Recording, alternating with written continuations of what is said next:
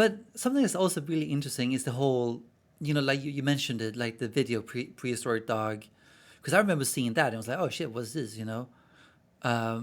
So what had to come together for that to happen? I mean, did you guys know that it was gonna be what it became, or was it just our friend has a funny idea, let's shoot it? It was well. Everybody else, Brian, David, and John had a band called Party Time before Red Fang, Hmm. and Rob is an old friend of ours. He used to shoot a bunch of snowboard stuff, and he worked for Big Brother, which eventually became the sort of Jackass people, and he shot a bunch of the Jackass Right, right. movie stuff, and a lot of the like really crazy ideas were his ideas. And he'd been doing music videos for a while, and a lot of his videos are like really really cool. And so Party Time had been bugging him to do a video for years, and he just kind of kept blowing them off. Hmm. And then we, sorry, I'm going to take a little cough drop. No worries, man. We wrote that song Prehistoric Dog, and essentially the moment we wrote it, we all knew like, oh, this is just like, this is on a kind of different level from the rest of the songs that we've written so far. Right. And he obviously could hear that as well. And so he approached us and said, I have this idea. I think he just constantly has a list of video ideas. Hmm. And he had that one already. And then he heard that song and he was like, this is the perfect song for this idea that I have. And he approached us and we said, that sounds awesome. We wanted you to do a video forever. And this is early in the days of YouTube. Yeah, exactly. And our friend Charlie had this video. He had a one-man band called Panther. Right. And Whitey had done this video of him, like everything made out of cardboard.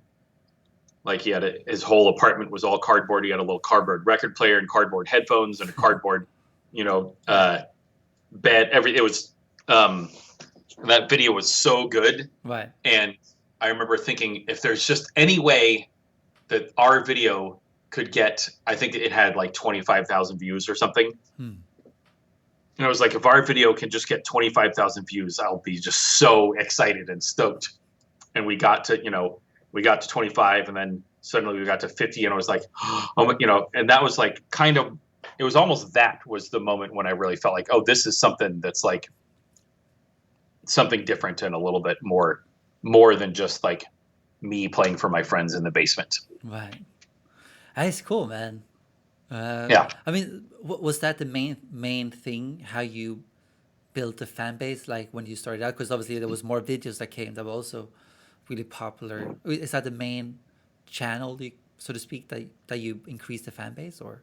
Absolutely. I mean, that was, like I said, when we went to Athens, Greece, and there's people singing along with that song. And then, the next couple tours, like Wires, yeah, I think was equally popular as a video. And in fact, there were people, I was pretty surprised when we went on the tour after that record came out that people would mention our video. And I always thought they were talking about Prehistoric Dog, but a lot of people had never even seen that one, and they'd only seen the Wires one. So I think that one kind of stuck with people too. And in the very early days, it was MySpace. We were just doing everything MySpace, and lots of interaction with anytime anybody wrote us a message on MySpace, one of us would reply. Anytime anybody wrote us an email, we would reply. That's kind of getting back to that thing I was saying earlier. It's like actually just reply to people when they write to you. If they're taking the time, this is something that I learned from Bob Weston, actually, who's an old friend of mine from Shellac. He was like, we reply to every single email that anybody ever writes to Shellac, because if they care enough to take the time out of their day to write you an email, it's just the least you can do to have the respect to write back to them. Because it doesn't take that much time, and it's like, it's a pretty special thing that they care enough to do that. And so I took that was kind of my model for how to interact with people through the internet. And it was, MySpace made it easier. Like, I honestly have never understood Facebook, and I had an account for like 6 months pretty early on and canceled it. And then I just like I'm pretty happy that I just happened to not, I'd gone through the Friendster. I went Friendster and then MySpace and then Facebook, and I was like, I can't do this anymore. Yeah.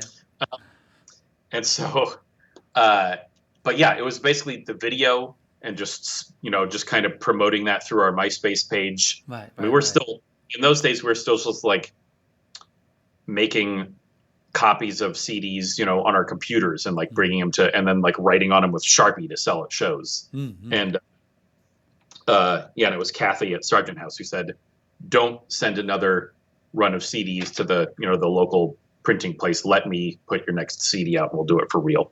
Right. Right. But yeah, it was definitely MySpace promotion, like the birth of YouTube, and that video. That was like, I mean, I think it's fair to say that there's something real behind all of that stuff, but that was what made it possible for like people in Moscow to find out who we were, because we just don't have a powerful enough, PR team. There's not enough money behind what we're doing, because we're not ever going to be popular enough to like promote us in that way in places like Russia or Portugal or Right. Indonesia or whatever. It's the fact that the internet is so accessible. People can see you and hear you anywhere in the world. Yeah. So, Yeah. I mean, and yes, sir. Go ahead.